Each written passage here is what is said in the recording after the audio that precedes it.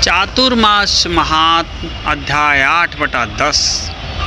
आज की कथा में आप जानेंगे भगवान शिव का नर्मदेश्वर शिवलिंग रूप होना तथा गालव शूद्र संवाद का उपसंहार।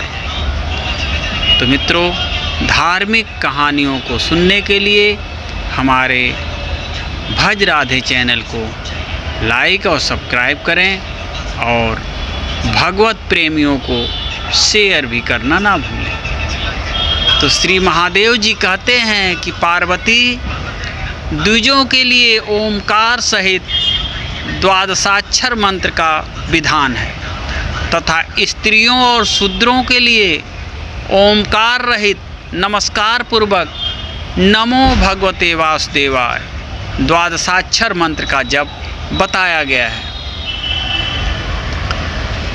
संकर जातियों के लिए राम नाम का खड़च्छर मंत्र ओम रामाय नमः है, वह भी प्रणव से रहित ही होना चाहिए, ऐसा पुराणों और स्मृतियों का निर्णय है। यही क्रम सब वर्णों के लिए है और संकर जातियों के लिए भी सदा ऐसा ही क्रम है। पार्वती, प्रणव जप में तुम्हारा अधिकार नहीं है, अतः तुम्हें सदा नमो भगवते वासुदेवाय इसी मंत्र का जप करना चाहिए। यह प्रणव सब देवताओं का आदि कहा गया है। ब्रह्मा, विष्णु और शिव सभी अपनी प्रिय पत्नियों के साथ प्रणव में निवास करते हैं। सब प्राणी और समस्त तीर्थ उसमें विभाग पूर्वक स्थित हैं। प्रणव सर्व तीर्थमय तथा कैलाश ब्रह्ममय है। मित्रों, धार्मिक कहानियों को सुनने के लिए हमारे भज राधे चैनल को लाइक और सब्सक्राइब करें और भगवत प्रेमियों में शेयर करना ना भूलें। शुभानने, जब तुम चातुर्मास में भगवान विष्णु की प्रसन्नता के लिए तप करोगी, तब प्रणव सहित द्वादशाक्षर के जप करने के योग्य हो जाओगी। जब तपस्या की वृद्धि होती है, तब भगवान विष्णु में भक्ति होती है। प्रतिदिन भगवान विष्णु का स्मरण करना चाहिए, इससे जिह्वा पवित्र होती है। जैसे दीपक प्रज्वलित होने पर बड़े भारी अंधकार का नाश हो जाता है, उसी प्रकार भगवान विष्णु की कथा सुनने से सब पाप नष्ट हो जाते हैं। अतः पार्वती, तुम भगवान विष्णु के शयन काल में द्वादशाक्षर मंत्र राज का विशुद्ध चित्त होकर जप करो। भगवान संतुष्ट होकर तुम्हें द्वादशाक्षर सहित अखंड ब्रह्म स्वरूप का उत्तम ज्ञान प्रदान करेंगे। तुम ब्रह्मा जी के कोटि कल्पों तक द्वादशाक्षर मंत्र का जप करती रहो। जो प्रणव सहित मंत्र राज का ध्यान करता है, उसका कभी नाश नहीं होता। महादेव जी के ऐसा कहने पर पार्वती जी चौमासा आने पर हिमालय के शिखर पर तपस्या करने के लिए गईं। वे 3 वस्त्रों से युक्त हो ब्रह्मचर्य व्रत का पालन करती हुई प्रातः, मध्याह्न और सायं तीनों समय भगवान के हरिहर स्वरूप का ध्यान करने लगी। उनके साथ उनकी सखियां भी थीं।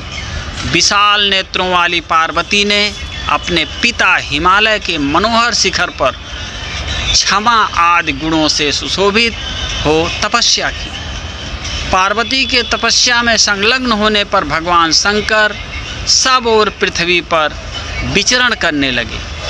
एक दिन उन्होंने जल की उत्ताल तरंगमालाओं से सुशोभित जमुना जी को देखकर उसमें स्नान करने का विचार किया। वे ज्यों ही जल में घुसे कि उनके शरीर की अग्नि के तेज से वह जल काला हो गया। जमुना भी दिव्य रूप धारण करके अपने श्याम स्वरूप से प्रकट हुई और भगवान शंकर की स्तुति एवं नमस्कार करके बोली कि देवेश्वर, मुझ पर प्रसन्न होइए, मैं आपके अधीन हूँ। महादेव जी ने कहा, जो मनुष्य इस पूर्ण तीर्थ में स्नान करेगा उसके सहस्रों पाप क्षण भर में नष्ट हो जाएंगे। मित्रों, ऐसे ही धार्मिक कहानियों को सुनने के लिए हमारे भज राधे चैनल को लाइक और सब्सक्राइब करें और भगवत प्रेमियों में शेयर भी करें। यह पवित्र तीर्थ संसार में हर तीर्थ के नाम से विख्यात होगा।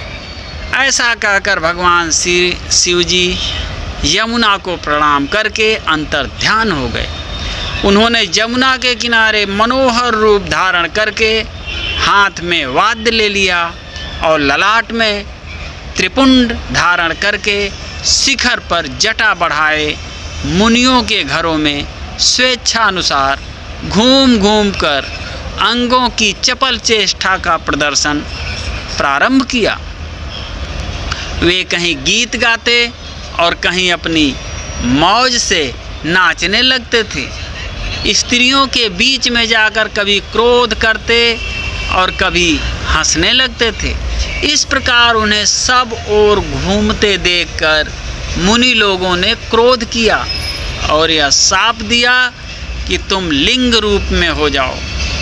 शाप होने पर भगवान शिव अन्यंत्र बहुत दूर चले गए।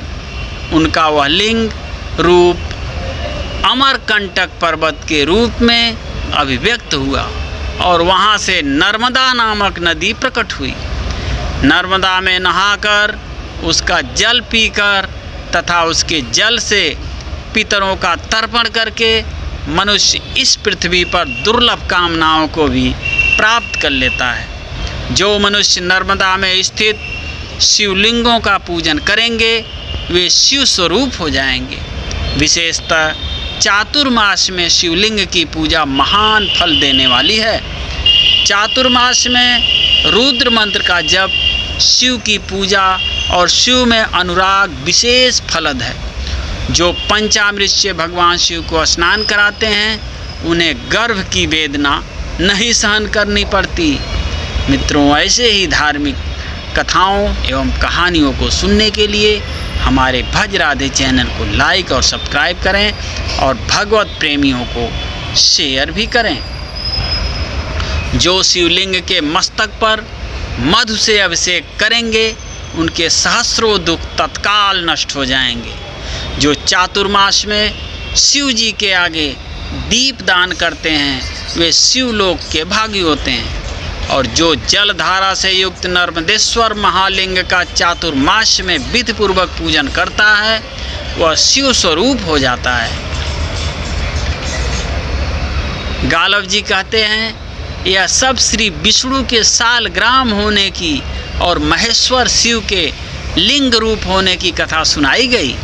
अतः जो लिंग रूपी शिव और सालग्रामगत श्री विष्णु का भक्ति पूर्वक पूजन करते हैं उन्हें दुखमयी यातना नहीं भोगनी पड़ती। चौमासे में शिव और विष्णु का विशेष रूप से पूजन करना चाहिए।